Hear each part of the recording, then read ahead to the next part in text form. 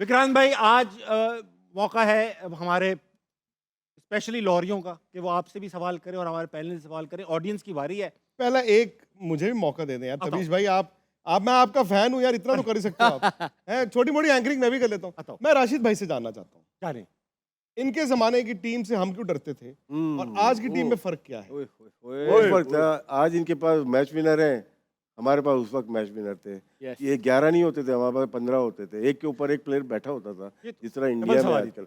और एक और जो चेंज आया है ना क्रिकेट में पाकिस्तान के, अब प्लेयर्स ना बनाए जा रहे हैं। उस वक्त बहुत पैदा हुआ था, बहुत पाकिस्तान में हमेशा ग्रेट पैदा हुए हैं, उसको बनाया नहीं जा सकता था। और अभी खिलाने की बजाय पढ़ा रहे हैं। पढ़ाना और खिलाना डिफरेंट चीज़ होती है। दो कोचिंग के उसूल हैं कि आप पहले खिलाओ उसके बाद पढ़ाओ। हम पढ़ा ही जा रहे हैं, सही सिर्फ बात। पढ़ के दे नहीं रहे बच्चे।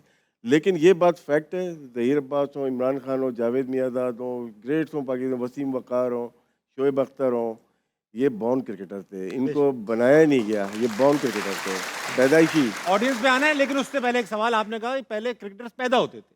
अगर माँ बाप डिसाइड कर लें कि हमें क्रिकेटर पैदा करना है तो वो क्या करें? यार तो क्या ये खुद ही बनाया, खुद ही बनाया, वो तो खुद ही बनाऊंगा। खुद ही बनाया, कौन सा किताबों में खुद लिखे ही, हैं? खुद ही।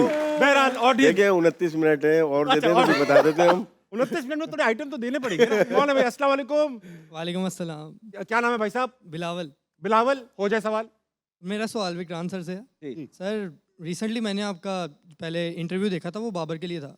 वो ये था कि आपने कहा था कि बाबर इनको एक ही प्लेयर मिला हुआ है, ये नहीं कि कदर नहीं करते। तो अगर बाबर इंडिया से होता तो उनको भी इसी तरह ट्रीट किया जाता जैसे यहाँ पर पाकिस्तान में किया जा रहा है।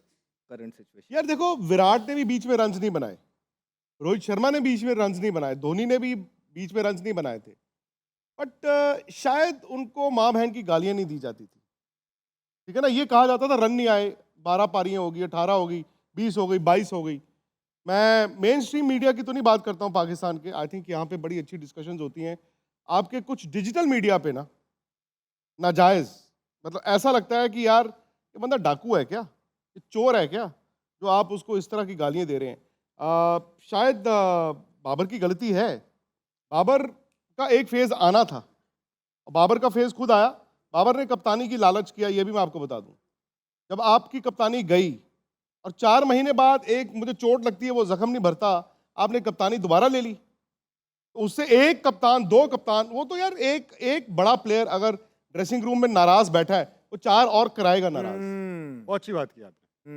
अच्छी बात है। आमिर भाई, ये देखिए, विक्रांत भाई ने भी ठीक कहा और भाई साहब ने भी कि फेयर क्रिटिसिज्म बिल्कुल होना चाहिए। जायज है। वो जिस प्लेयर से परफॉर्मेंस ना हो, बिल्कुल फेयर क्रिटिसिज्म होना चाहिए। ये जो बैड लैंग्वेज है, इस तरह ट्रोल नहीं करना चाहिए। लेकिन आपने जिन प्लेयरों के नाम लिए, विराट या शर्मा और Babar, there is a difference. वो डिफरेंस ये है, उनकी आईसीसी के इवेंट्स की परफॉर्मेंसेस देखें और बाबर की देख लें, ठीक। तो क्रिटिसिज्म फेयर बनता है। आप बाबर के भी 5 इवेंट्स देख लें और विराट और रोहित शर्मा के भी देख लें, आपको खुद ही पता नहीं, चलेगा। ये बाबर ने परफॉर्म नहीं किया है ऑनेस्टली। वही बात कर रहे हैं। सर, आईसीसी इवेंट जो होता है ना, आपको ठप्पा लगाने का इवेंट Yes. होता है, स्टैंप लगती है। Yes. आई डोंट नो, अभी 2 ही मैचेस हुए हैं। शुभमन गिल, इसमें एक सवाल बनता है, जैसे ना हमने कंपेयर कर रहे हैं, ठीक है आईसीसी में बाबर की परफॉर्मेंस नहीं हुई। मैं कंपेयर करता हूँ, उनके पास बॉलिंग ऑलराउंडर है, फास्ट बॉलिंग, हार्दिक पांड्या।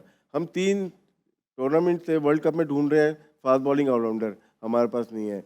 हम स्पिनर ढूंढ रहे हैं 3 टूर्नामेंट से, उनके पास जडेजा भी है, उनके पास कुलदीप भी है, तो सपोर्ट मिल गई। अक्षर पटेल फिर अब भी है। 3 टूर्नामेंट से हम ओपनर ढूंढ रहे हैं, उनके पास शुभमन गिल भी है, उनके पास ये बहुत बड़ा डिफरेंस है।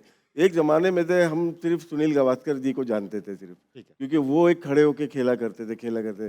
बाकी शायद इतनी सपोर्ट नहीं, लेकिन आहिस्ता आहिस्ता देखें इंडियन क्रिकेट में सपोर्ट मिलना शुरू हुई। कब से एक बड़ा ऑलराउंडर आया उनके पास, कपिल देव, उसने गेम को चेंज करके दिया। 83 के बाद इंडियन का पूरा टीम का नक्शा ही चेंज हो गया। 87 देखें, 92 देखें, 96, और उसके बाद जो ब्रॉडकास्टिंग आई है ना, जो टीवी आया है, उसके बाद मैसिव इंप्रूवमेंट हुई है आईपीएल के बाद इंडिया में। ठीक है। अच्छा, फिर अब- एक मिनट, थोड़ा सा, अब इतनी बात हो रही, फिर आप ये भी देखिए कि विराट कोहली किन टीम्स के अगेंस्ट खेलता है।